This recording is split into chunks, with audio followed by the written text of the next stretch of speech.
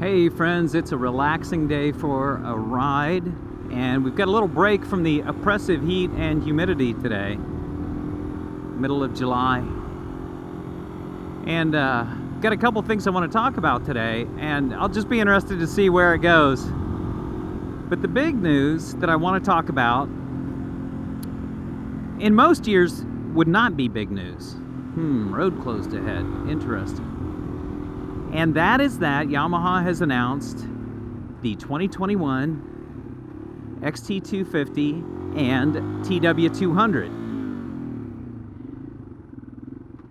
And most people, that probably means nothing because it's the exact same bike they've given us for at least a dozen years or more.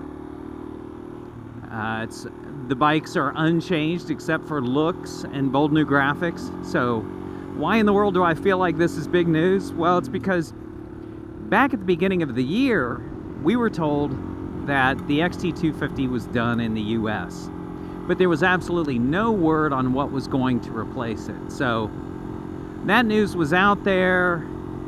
I never heard it officially. I never kind of claimed that officially. So I'm just so glad to see it's back. And that's because I think it fulfills such an important need in the marketplace. This, obviously, if you watch this channel, 2006 XT225, after they stopped making these in 2007, the XT250 took over. Like this, that XT250, low seat height, manageable power, inexpensive to own, buy, operate. It's just a wonderful, manageable, beginner dual sport motorcycle. We need more of those. And I was really bummed when it seemed like they were possibly going to take one of those away. I looked around to see if it's available in other countries just out of curiosity. I was thinking, okay, well, if they take this away, are they replacing it with something? And I saw where in other countries, for my Australian friends, I think you were given the XTZ250 in place of the XT a number of years ago.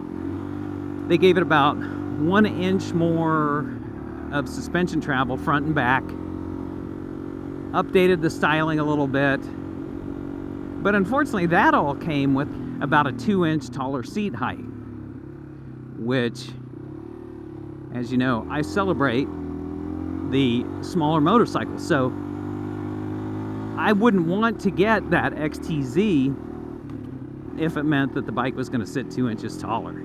Just not worth it for me.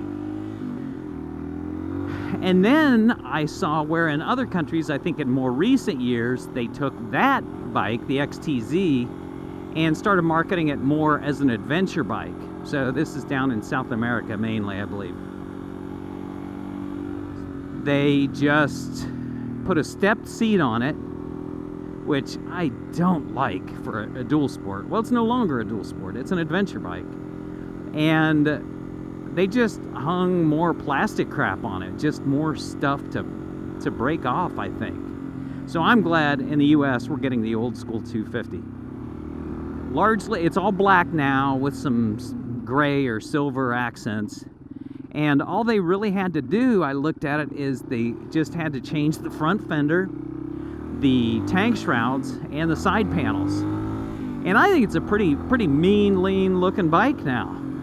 They also kept the price the same, $51.99. Good for them. And they really should, I mean, but... and if, heaven forbid, this 225 died on me tomorrow, I'd love to have one of those bikes. I just think it looks cool. As we've talked before many times, I'll give the short version here. The reason I went with this 225 over the 250 was, one, I could find this cheaper. They've been around for a long time. The 225s, they had been around for a long time. And just being older, they can be found for real bargains, so there's that. But I also really wanted it because it was my goal to get the lightest motorcycle I could, and this was about 20 pounds lighter than the 250, and this also has the 6-speed transmission, which I really wanted. So those sold me on it. And I don't regret that a bit. What the 250 does have is now, in the last 10 years, it's had electronic fuel injection, which is cool. I'd be interested to try it. I don't feel like I need it, but I think that's cool. That's a benefit, probably.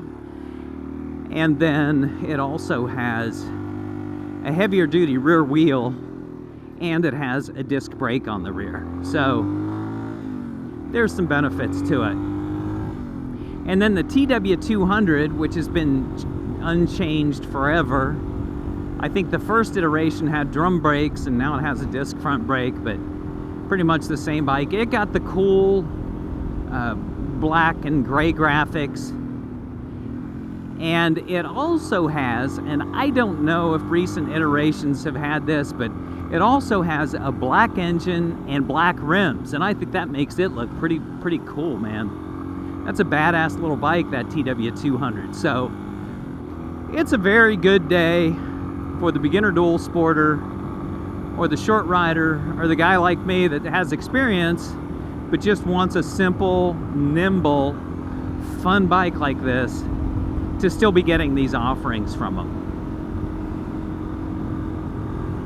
And it's funny, I was out riding Saturday and on some technical trails with friends, and we went to a new place, and I'm going to tag a little short, maybe a minute of riding video onto the end of this from that day. And I think because the trails were technical and rocky and stuff like that,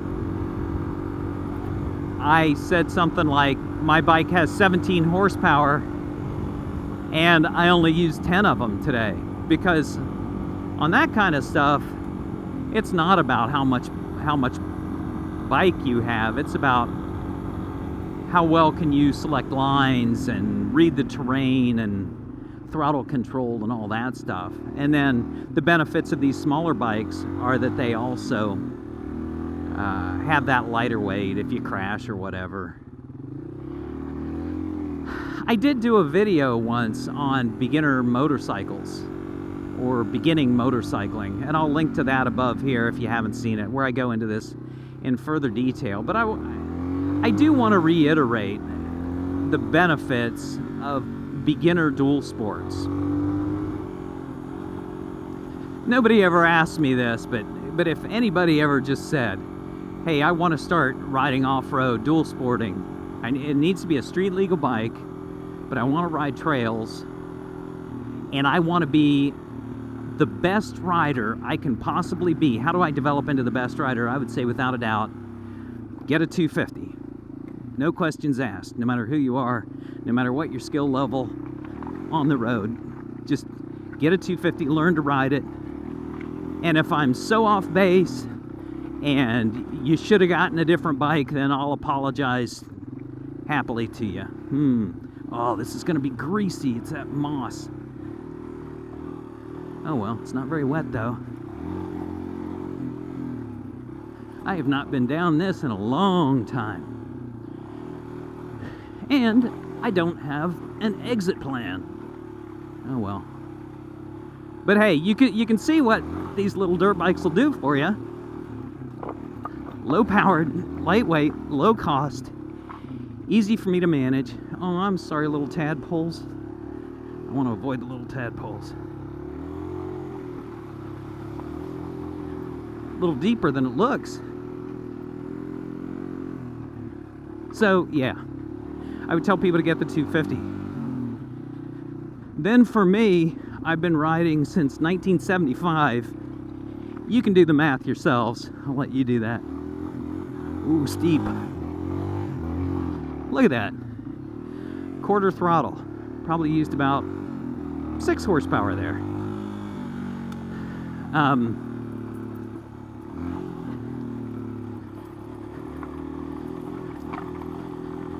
But then for me, I've been riding since 1975, and I still choose to ride the small bike. One reason is because it is low to the ground. I'm a short rider, and I could choose to ride a taller motorcycle, but it would increase the complexity. So, being in my 50s, I can go on those trails, slide down that rocky hill on my butt, get up at the bottom, pick the bike up, ride another 50 feet, get stuck in the mud up to my knees, have to unbuckle my boots to step out of them, wrestle the bike out of it, go another 50 feet, find the steep, slippery, rooted hill that I have to push up part way, and I can do all that. And because of how forgiving the bike is, easy for me to swing a leg over, easy to start, all that stuff, lightweight, I can finish those kind of days with a smile on my face, barring any injuries. You know, what we do, it has inherent risks, so sometimes, no matter what you're riding or what you're doing, you're going to get a little injured.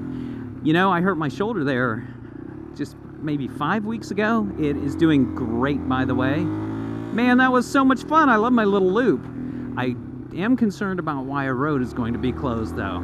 I hope they don't mess with my road there.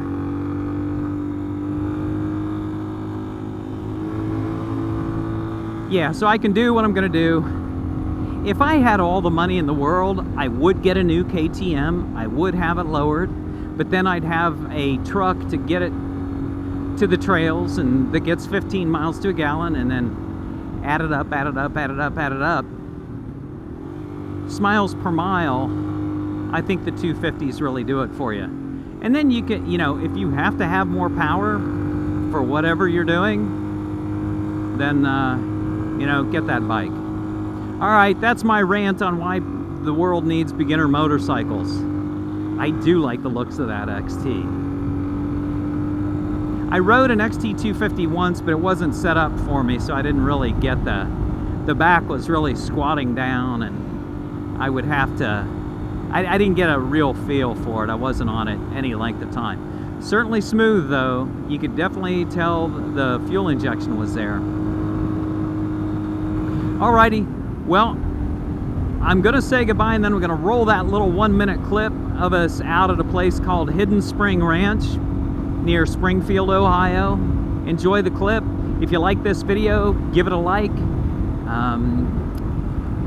Please subscribe if you haven't. I appreciate every subscriber, and getting pretty darn close to 1,000 last time I checked. So perhaps somebody watching this video at some point will be the person to tip that 1,000 mark.